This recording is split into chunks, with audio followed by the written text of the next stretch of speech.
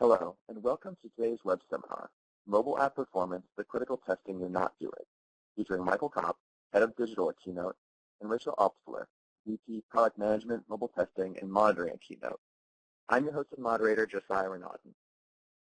Thank you for joining us today. Before I hand it off to the speakers, let me explain the controls in this console. If you experience any technical issues, please send a note through the question field located beneath the panels, and we'll be on hand to help as quickly as possible. Our responses can be read in the Q&A panel to the left of the slides. This is also the same way to submit questions.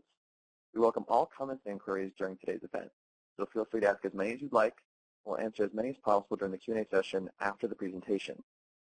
This event contains a polling question, which can be answered within the slide view.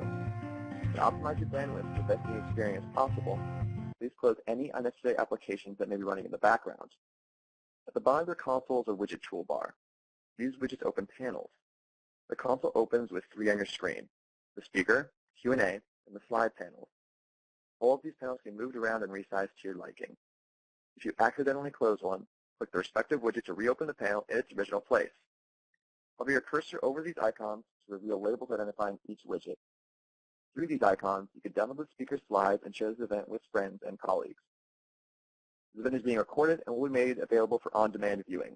Once the recording is ready, you'll receive an email with instructions on how to access the presentation slides on demand.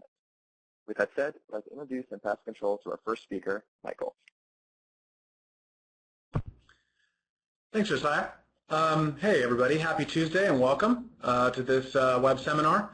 As you mentioned, the title is Mobile App Performance, the Critical Testing You're Not Doing. We believe this is a really great topic, especially timely right now, coming up on the holiday season. And so let's go ahead and get started. First, I'm just going to join in and talk a little bit about context. And so first off, I want to kick off and talk about who Keynote is and why we can be talking about mobile app performance. So if you're not aware, Keynote, we're a pioneer in the mobile testing and monitoring since 2003 through the Device Anywhere. We have patented technology in this space. We have solutions for testing and monitoring that go from single developers doing functional testing all the way through global enterprises in agile kind of environments doing fully automated scripted testing. Our platform is integrated with the leading CI platforms. We have thousands of devices in our cloud allowing you to do testing and monitoring, and also speaks to our customers. So we have a wide list of some of the largest Fortune 1000 companies and also down to some of the smallest individual testers. So that's who we are, and that's why we believe we can talk about this subject. So let's talk about recent, little bit of context about what's going on out there. So there have been some very recent public examples of some good companies getting it wrong when it comes to mobile performance. So if you've been reading the news lately, we've heard about recent slips by Southwest Airlines, Target, and Best Buy. You know, these are only a few among many where applications, mobile apps don't live up to performance. And really what it does is just highlight you know, how important it is to have performance for your mobile app, for your customer experience, and really from some of these stories also play out what some of the consequences were when people were not able to transact, companies lost money, you know, customers get unhappy and start clogging up other websites and phone lines, and just really ugly situations. And so really what we're trying to do here is help you understand is how you can not be next on this list. Right? How you can make sure that your mobile app is up to performance, how you can constantly measure that and monitor that, and what really the best practices are around that.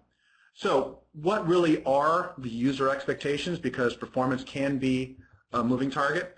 Well, these stats come from other studies that we've collected from around the internet.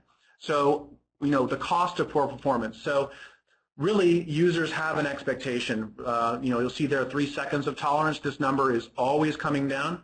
So 3 seconds of tolerance for any digital interaction to load. As Rachel will go into, clearly, the more important the interaction, the longer somebody is willing to wait. But this is a good benchmark to use, is 3 seconds. You start losing people. And so, you know, when you lose people, you then are losing the potential revenue from them if you're a shopping site, or also for any of the other interactions that you're really building your app for.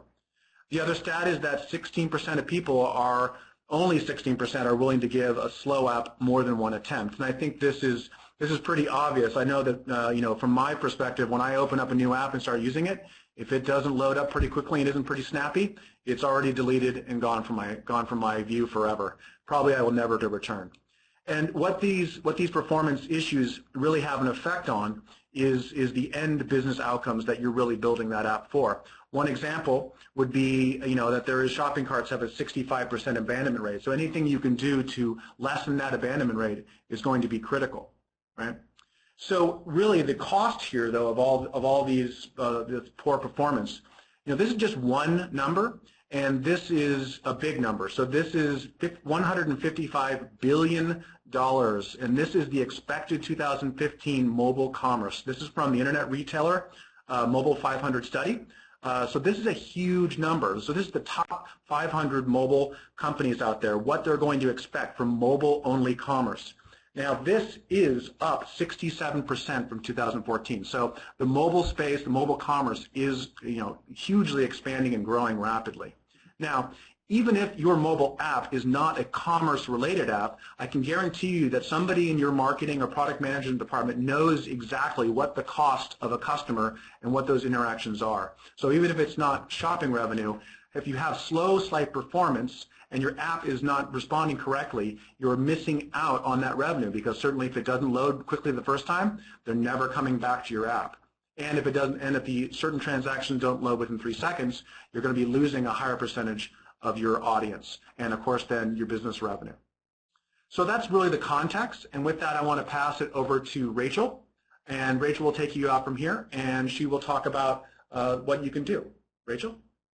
Thanks, Michael. So what is performance? So we've talked a bit about the impact of performance, but how are we going to define performance for purposes of what we're doing here? So we like to think about performance as the customer's perception of how long they had to wait. So there's a couple interesting points I want to bring up about what this statement means. And one is that it's the customer's perception. So what that means is that, how a customer views things is, first of all, it's what they actually see and what they experience.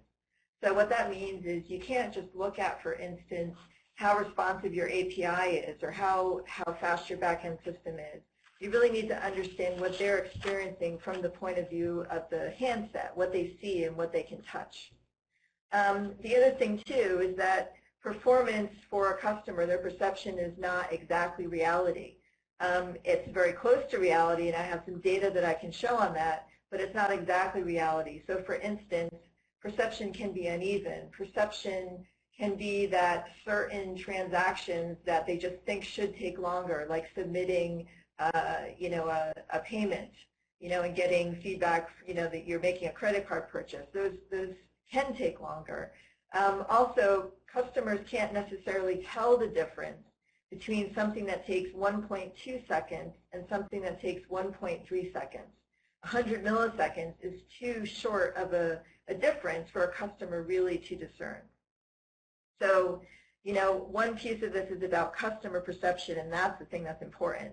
The second piece is that you've probably noticed that this is a pretty negative way to make the statement.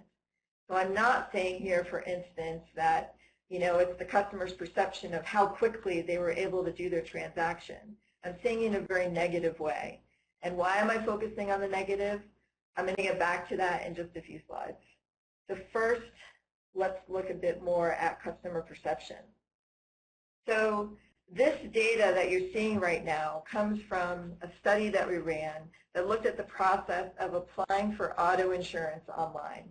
So as you can see, most of the companies here are companies that do insurance.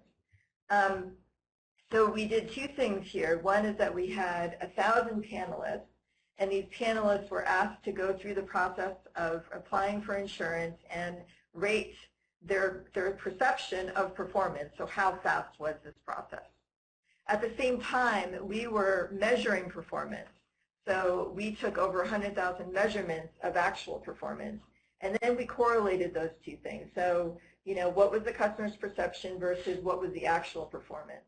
And as you can see, for the most part, when a site was slower, customers perceived it as being slower, and when a site was faster, customers perceived it as being faster.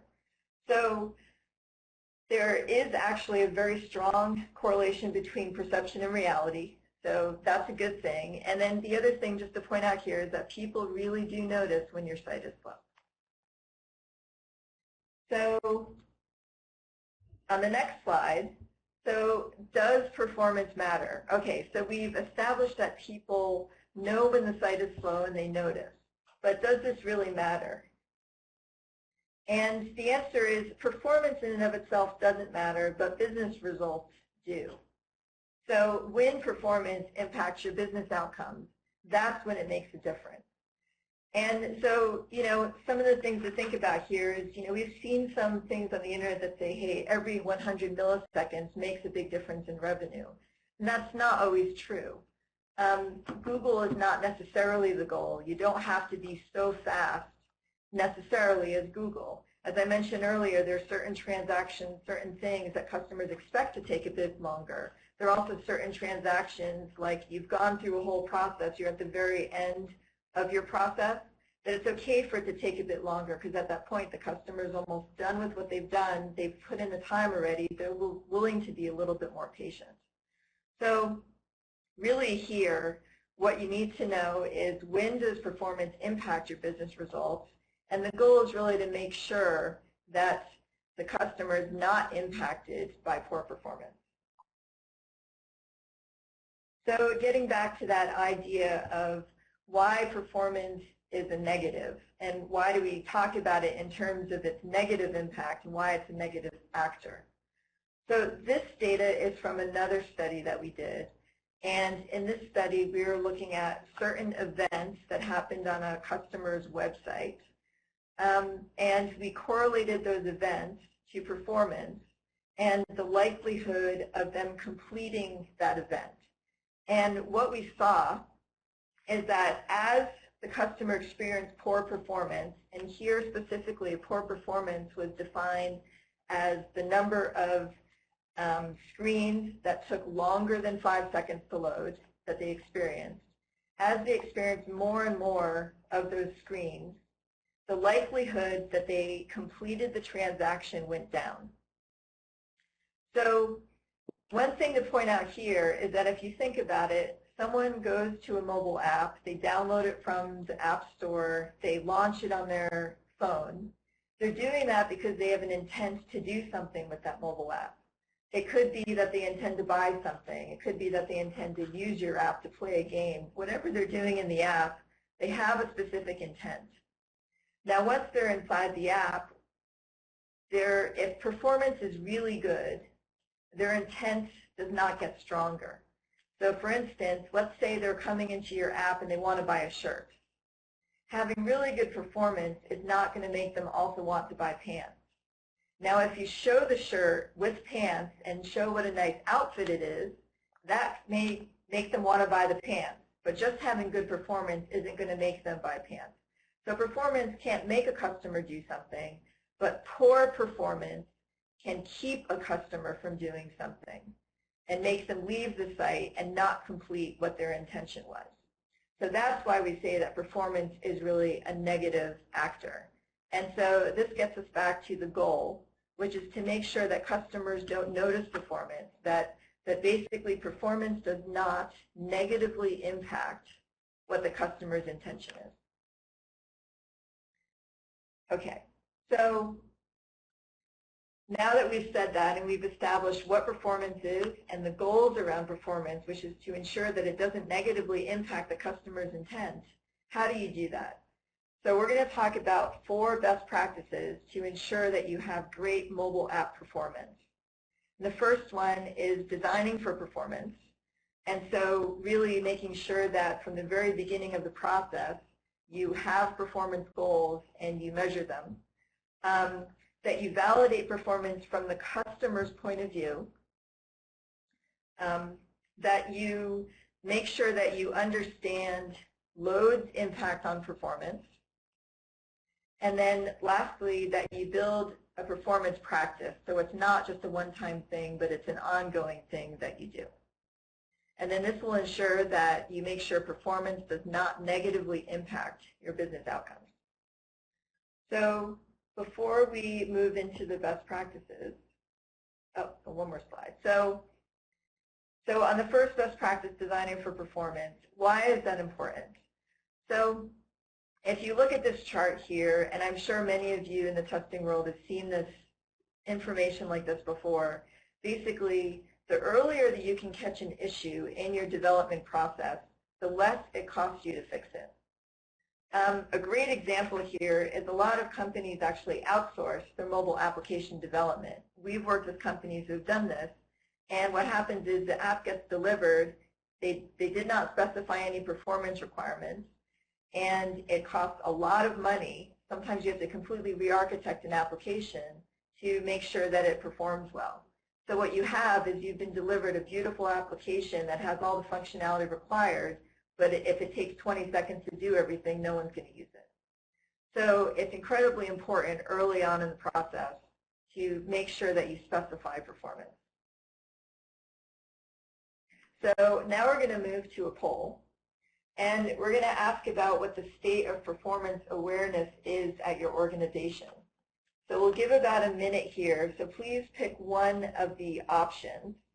And so the first option is that performance is built into the development process, so essentially part of the whole life cycle, and there are formal metrics that you do.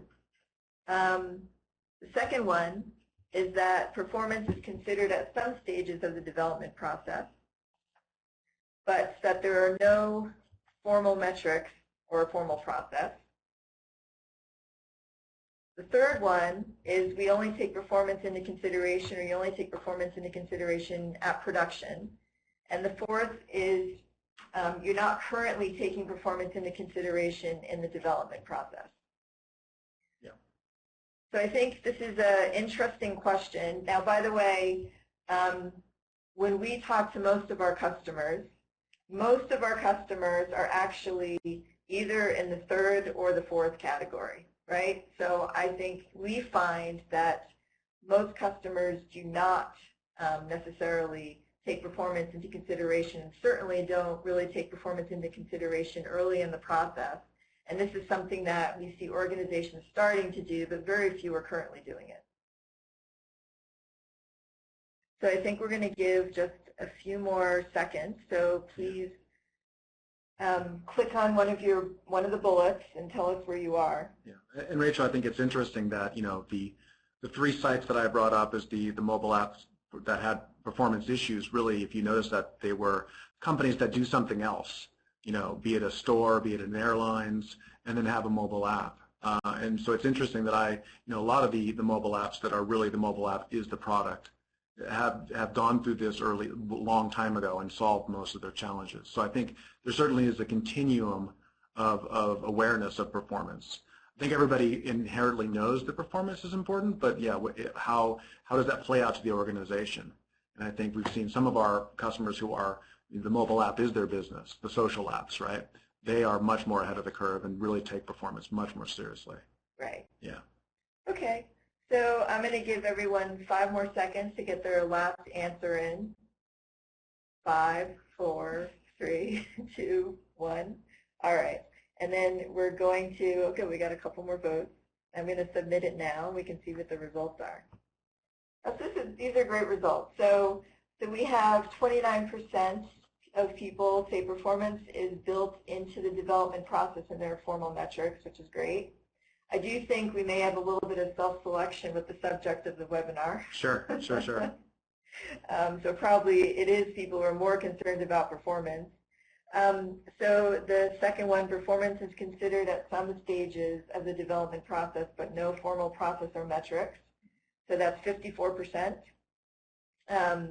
We have 10% saying that they only take performance into consideration at production, and 6% don't take performance into consideration. So certainly room for improvement. So we'll talk about, again, some of the more best practices of how we can improve taking performance into account. Okay, so back to the first best practice, which is design for performance. So really what's important here is to make sure that you set performance targets. And there's a number of different ways that you can set performance targets from the very beginning of the process. So that means even when you're designing, what are the requirements for the product? The product requirement should include a requirement around performance. So how do you set performance targets? There's a couple different ways that you can do it. One is standard best practices. So, Michael at the beginning of the presentation talked about the 3-second rule. At the absence of having any other data, the 3-second rule is actually a reasonable rule to use. Now there's also benchmarking. So looking at your competitors, looking at companies that you consider best in class, seeing what their performance is for key transactions, and then setting your targets based on those benchmarks. That's another good way to do it. And the last one is actual performance correlation. So I showed a slide a bit earlier where we had done a study where we actually correlated performance to business outcomes using both performance data and it was actually Adobe Analytics data on actual transactions. So this is the hardest one to do, but it's possible to do it, and I can talk a bit more about that as well. So looking at best practices, standard best practices around benchmarking. So you can see here some data on mobile applications. So what we did here is this is actually data from a travel hospitality study that we did. We looked at 10 prominent companies across a number of different functions. So one of them was launching an app, one was searching results, one was details of results, and then the last one was going through a booking process. And what we're showing here is both the best practice results, that's the blue bar, the average performance, which is the light blue bar. This was done for a particular company, so their site is the red line. And then lastly, worst case performance is the end of the bar, the gray. And so, what you can see here is that generally best in class is coming in at around 1 second for all of these things, even the search results. And we also see that average performance is coming in around typically 3 to 4 seconds. So that interestingly bears up the whole best practice rule. So with the exception of search results, all the other ones are around 3 to 4 seconds. So it means that 3 seconds, is probably a pretty decent target if you don't have any other data to look at.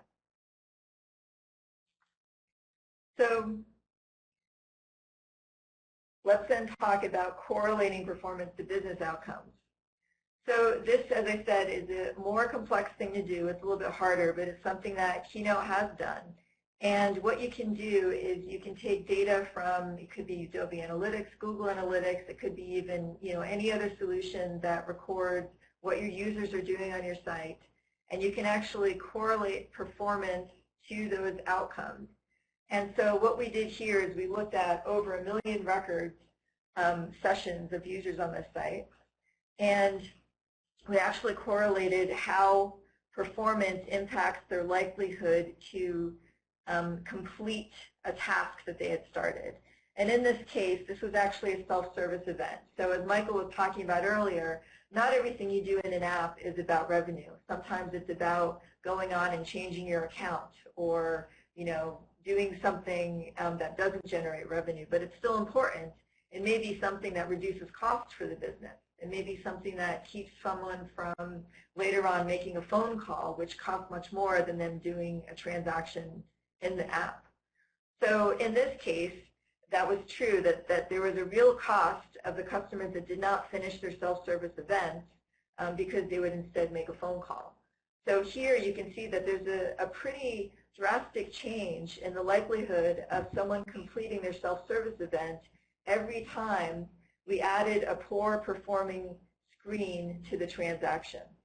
So what we're seeing is that if performance was good across the board, nothing took more than 5 seconds, there was a 38% chance of the customers completing the transaction. If you had half of your pages with more than 5 seconds, that goes down to 18%. And if you have all of them taking more than 5 seconds, it was dismal. I forget the number, but I think it was more like 8%. So there's a real impact of performance on actually completing a transaction. And so if you can do these correlations, it actually helps you pinpoint exactly where to fix.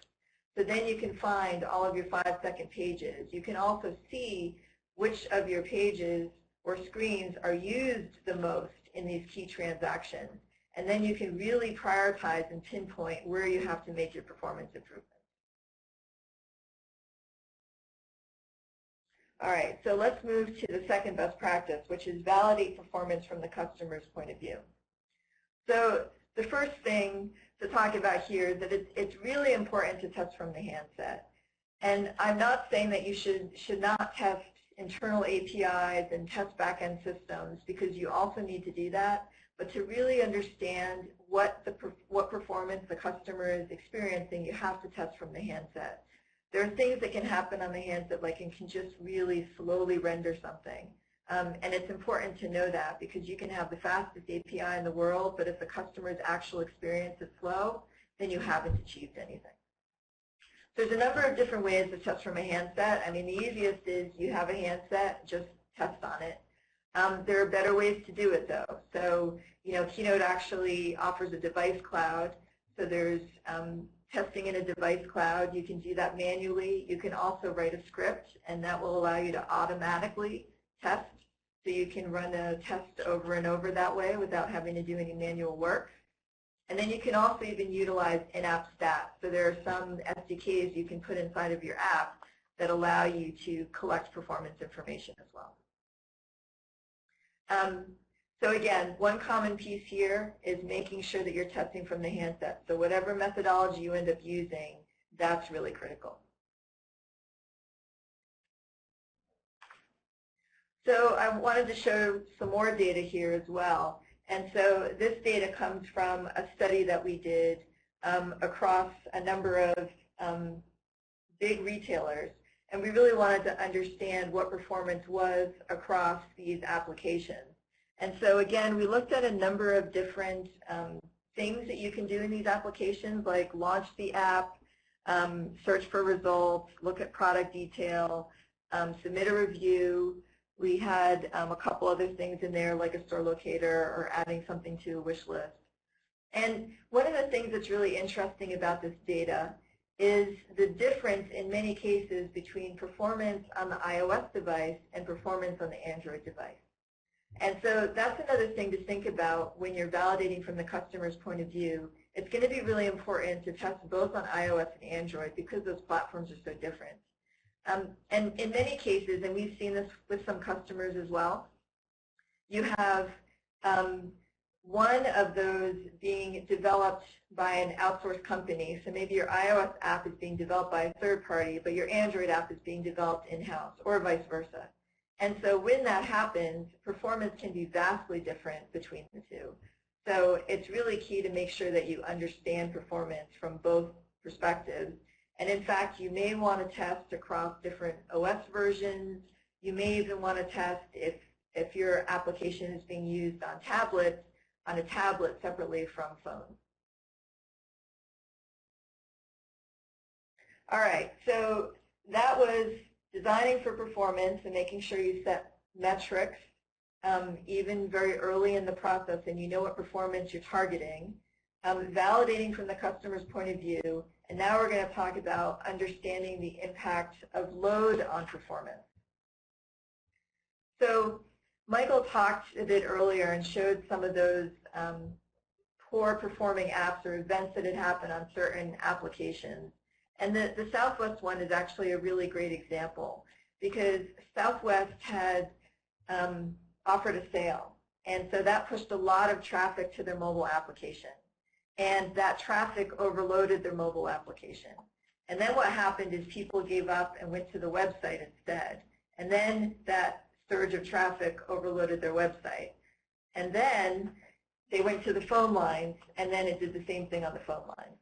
So it really actually, while it started with an issue in the app, it caused a cascading effect because the mobile app couldn't handle the load.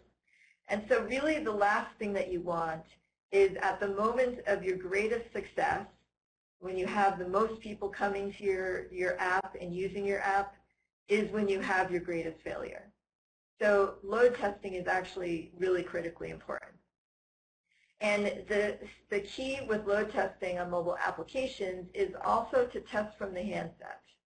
But it's not feasible to have hundreds, thousands, even millions of handsets hitting a site at the same time. That's a very expensive test. It really doesn't make a lot of sense. So you test from the handset, but you drive traffic from the cloud. And what that means is you use a cloud service. Keynote has one of these too, where you can drive traffic from on the back end. And then at the same time, you take a few handsets, and you have those handsets access the site. So you can both see from those few handsets what the impact of load is from the customer's point of view, but you're driving all of the load in a much more efficient way on the back end. All right, and then lastly, I want to talk about building a performance practice. So building a performance practice actually doesn't sound that hard, but, and I'm sure many of you experienced this, it's very difficult, and the reason for that is silos. And no, I don't mean grain silos, but organizational silos, right? So I'm sure many of you are familiar with organizational silos. They can be between different teams internally. They can be between outside agencies, maybe developing apps. Third parties that you may be using within your application, like maybe your cart is from a third party. There can be silos between the business and the technology side. There can be silos between QA, operations, and development. And all of these silos make it difficult to really manage performance across the whole application lifecycle. So it's important to be able to speak the same language and have the same goals. And so the best thing to do to work through silos is to measure performance. And so what that means is you need to agree on metrics across teams. The other thing that's really important about metrics is if you're starting this process out, don't go crazy on metrics. You're going to have a data overload. So pick very few metrics, maybe one or two key transactions, and measure them across maybe one iOS and one Android device. So start small, and then make sure that you measure before and after release, and then also make sure that these measurements are published to all teams. So that way when there's performance issues, everyone knows what they are and the team can work together to resolve them, because typically issues can't be just resolved around performance by one group. Now, another key thing here is what I'm talking about, and a lot of things I've talked about in this presentation are not wholly owned by the testing organization, right? So we're talking about making sure that you set targets early on. We're making sure that the whole organization is involved in this process. But I do think that testing can play a leading role in ensuring performance through the development process. So for instance, if there are no performance requirements, ask for them, demand them. It's well within your right to demand that if you're going to be testing a mobile app, that the product team, the business, they tell you what performance that they're expecting. And when it comes to putting a performance practice in place, you have to work with other organizations to do it, but the QA or testing organization can really take a lead in this and make sure that metrics are, figure out which metrics should be tested, and then make sure that they get published to all the teams. So I think that's the key in this too, is that it does require a whole practice, it does require all teams, but testing can really take a lead role.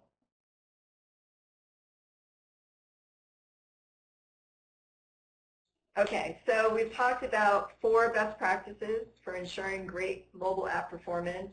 Designing for performance, so making sure that you know up front from the very beginning what performance you're expecting, that you set the performance requirement, that you are validating performance from the customer's point of view, so you really understand what the customer is experiencing, that you know what's going to happen when you're at the moment of your greatest success, and make sure that it doesn't turn into the moment of your biggest failure, and test for load. And then lastly, that you build a performance practice that's a cross-functional organization and continue to manage performance both before in the early stages of development, also after it's out in the field, and make sure everyone's aware of the targets and the actual performance so that they can work together to achieve good performance. And if you can do all those things, then your customer that's very annoyed at poor performance will turn into a happy customer. Maybe a little bit of a drunk happy customer. All right. So with that, I think we're going to open it up to questions.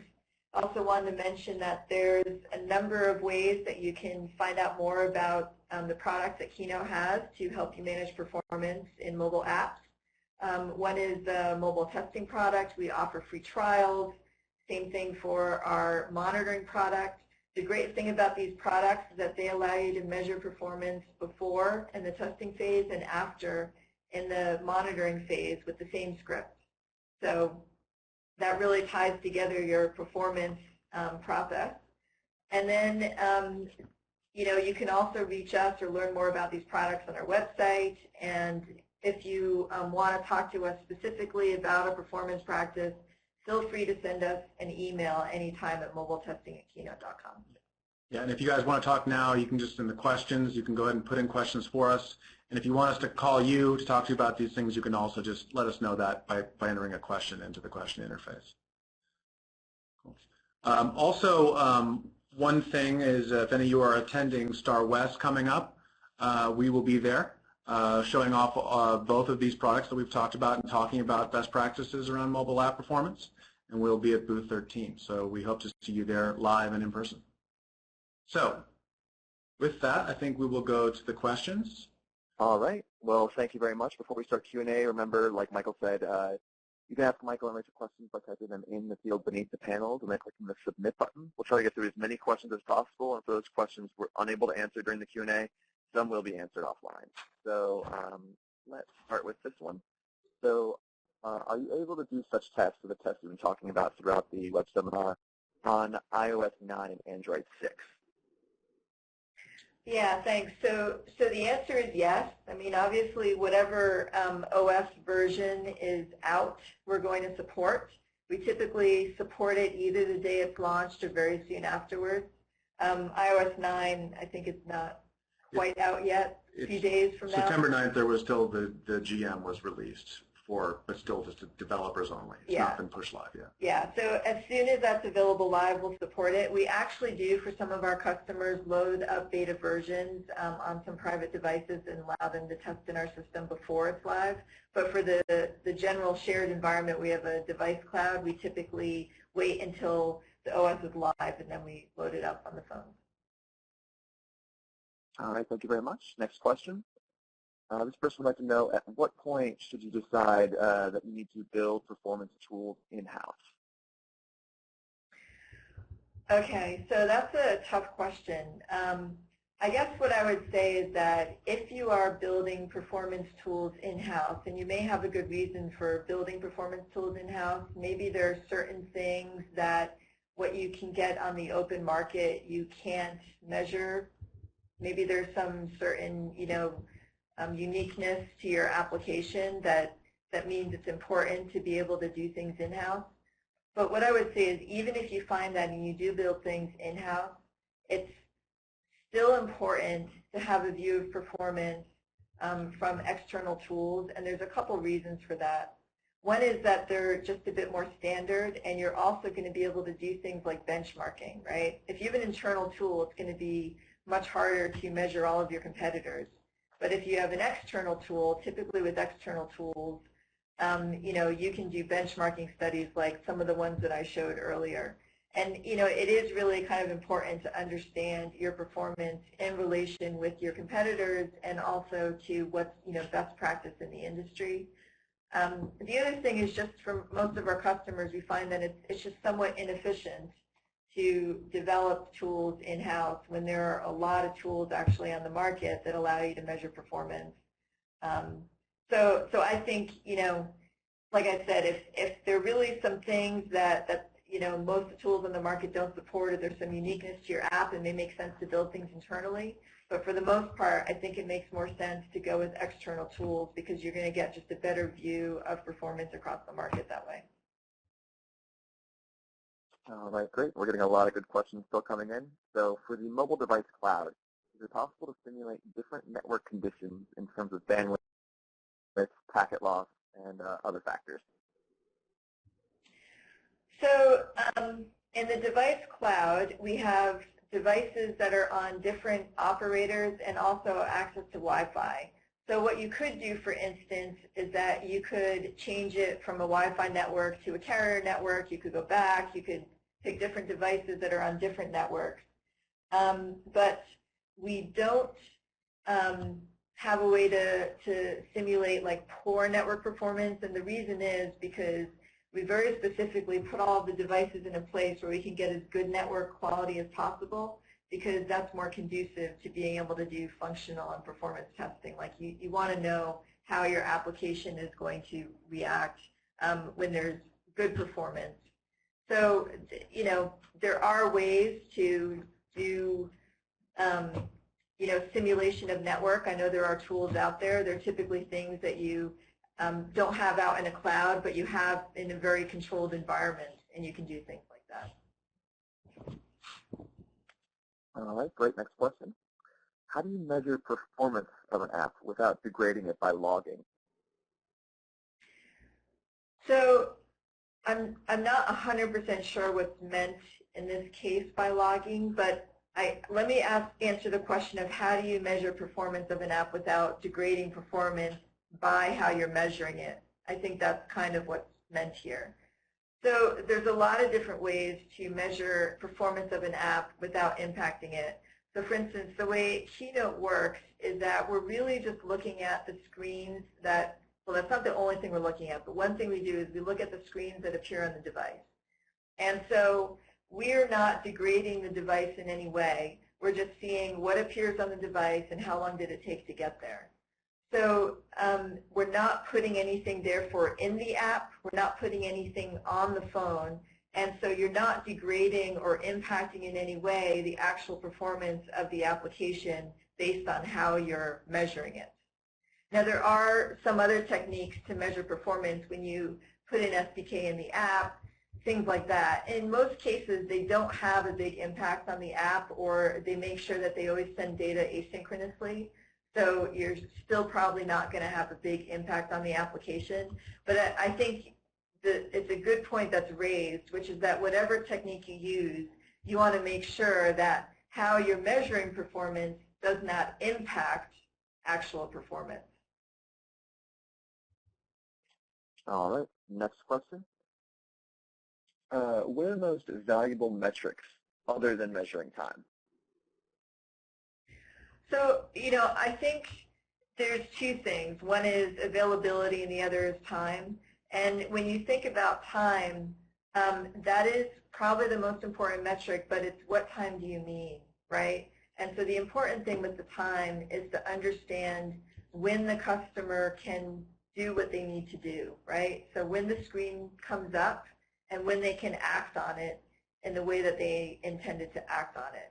And that's not always straightforward, right? So it's very different from saying, hey, the back end delivered the data that was needed to the phone. It's when that data was presented on the phone that's important, and it's when the customer can act on that next screen, like whatever button they need to click actually is alive and available to be clicked on. That's important. So I think that's the concept of time that gets a little bit more complex, is making sure that the time you're measuring is really from the customer's point of view, when they can actually see what they want to see or do what they want to do. Yeah. And I would also say, from my perspective, from a marketing side, is that time is the measurement for, especially if you're talking about performance, but if you're talking about mapping key customer journeys in your app, what are those multiple page, multiple screen transactions that are really important to you, and really setting those up as goals. And so such that if you understand what the goals are, you can understand what those complete transactions timing is. And that really then gives you a much better indicator of not just a number, but this is how long it takes for this goal to be completed. And you can start, as you mentioned, if you can correlate it with other data, start really understanding exactly how much a second costs, right? And then you can start making decisions that are more, having a budget for performance, right? So at what point do you want to spend the time to fix something, or, those kinds of things. Make much more informed decisions based on business outcomes and performance. All right, and this person would like to know what you would say your main differentiator is with other similar cloud-based test solutions. So a couple of things. I mean, one is some cloud-based test solutions are really designed to do offline automation, and that's something that ours can do as well. But the other thing that ours can do is allow you to interact manually with devices and also see what's happening on the device. And so, getting back to this idea that it's about the customer's perception, if you offline run a bunch of automation and you pull back some performance metrics, they can be indicative of, but are not necessarily the same as what the customer is experiencing. So you really want to be able to get metrics and look at things from the customer's point of view, see when the screen comes up, see when they can act in their next step. And so we allow customers to do that both in an automated fashion and also in a manual fashion. Sometimes you run a test and you get a weird result that takes really long. And what do you do when that happens, right? Well, you want to go try it for yourself. And so our cloud system allows you to do that. All right, thank you very much. This person would like to know how to replicate the carrier bandwidth and Wi-Fi performance testing condition. So I think we talked about that one a bit before. I mean, in the cloud, all devices are hooked up to Wi-Fi, and a lot of them also have carrier SIMs as well. And so you can very easily, just like with any other device, go onto the device and say, okay, put it on the Wi-Fi network, and now turn off Wi-Fi, and then it'll go to the carrier network, and you can test in both modes very easily. All right, great. We have a little bit of a longer one here. So what are some examples of performance metrics? Like loading and login screens should be about 500 milliseconds, login should happen at 1 millisecond, etc. This person is trying to get an idea of what the typical benchmarks are. Yeah, so that's a good question. So maybe, can we go back to slide? Yeah, I'll do that. Slide was that? So, the easiest answer is the 3-second rule. You're not going to go horribly wrong with the 3-second rule. I think it was, yeah, this one. Thank you. So again, it depends on a lot of things, right? It can depend on your industry. It can depend on what the transactions are that you're looking at. Different transactions have different expectations. But if you look at this benchmark data, what this really showed is that on average, most mobile apps, and this was in the travel industry, each thing that you do, so each new screen that you go to, it's averaging about between 3 to 4 seconds on average. So if you use 3 seconds as a general rule that everything has to happen within 3 seconds, I don't think you'll go horribly wrong. Now that being said, there's always a danger of using one metric all the time, because you see here in this example of search results, you actually see that on average it's taking over 8 seconds, or around 7 seconds, more than 7 seconds. And I think most customers expect search sometimes to take a little bit longer. The same thing with doing a transaction, like you've put in all your credit card information and you're hitting buy now. I think sometimes people expect that transaction where it's checking your credit card information and coming back to maybe take a little bit longer. So, use 3 seconds in the absence of having anything else. But if you can do benchmarking, so if you can look at your competitors, look at what's out there in the industry, get data on what the best performers are doing, if you can use that instead, you should. And then lastly, getting back to what I was talking about earlier, if you can do a correlation between actual business results and your performance and see where performance is actually impacting your business results and how performance is impacting your business results, that's by far the best thing to do. but that's a harder thing to do. So in the absence of being able to do that, then benchmarking is great, and in the absence of benchmarking, go with the 3-second rule. Yeah, and I would say that probably everybody, like nobody would really know from the get-go what your performance to business outcome is, and that really what you have to do is pick a number and start measuring, and certainly use an outside-in tool like Keynote offers, being able to come from a real handset over a real carrier network, and then also correlating that with some of your business outcomes data. So if you had Mixpanel running or something like that in your app, to be able to get the in-app actual metrics and be able to track through those user journeys and see where the successes happen. Because then you'll start being able to correlate. You'll start noticing, hey, you know, when we saw this 1 second uptick in this one user journey, we saw a downtick in conversions. And that's where you can start really putting a cost to the actual number of, you know, what is a half a second cost? What does a second cost? So.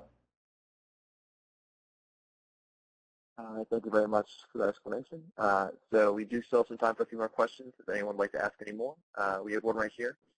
Ideally, how many devices should you test performance on? So, you know, that's another one that depends. I mean, ideally, you should test it on as many devices as you can, or as many devices as your customers use, right? But practically, no one has necessarily time to do that. So I would say look at the traffic from all of your devices. So, you know, if your app is targeted at iOS, measure on as many devices as, you know, maybe like different OS versions. So if most of your customers are on iOS 8 and some percent are on iOS 7, maybe measure on one of each of those.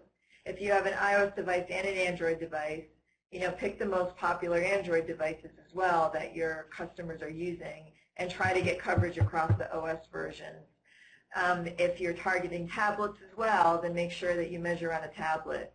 So, you know, I think that you probably get very good coverage if you're somewhere between 5 and 10 devices, and worst case, make sure you do 2, because you want to at least have a view of iOS versus Android at the very minimum. Yeah. A good trick also is, of course, the best data would be if you had analytics you know, put into the app, but if that's not done yet, you can also then go to whoever runs the website and get the data from them, because they most likely will have the data on which mobile devices, which versions, and which OSs they're running, and you can use that as a quick proxy to understand what devices and which OSs you need to test against. And it will be probably close enough until you can actually get some in-device testing, in-device measurements going, in-app measurements going. All right. And we have another question over here. This person would like to know how to distinguish between UI delays or the performance of the back-end API. Yeah, so the easiest way to do that is to measure 2 ways, right? So one way is measure the way I've been talking about, which is at the handset, to see what the actual customer experience is. And then separately ping the API. You can do just API testing and see how long that's taking.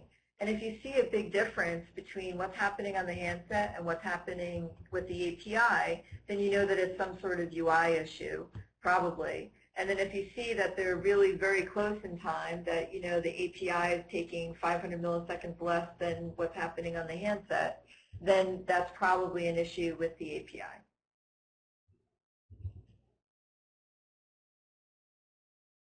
All right. Well, that's actually all the time we have for questions today. So that'll end our event. I'd like to thank our speakers, Michael and Rachel, for their time. I'd like to thank Keynote for sponsoring this event. Also, a special thank you goes out to you, the audience, for spending the last hour with us. Have a great day. We hope to see you at a future event.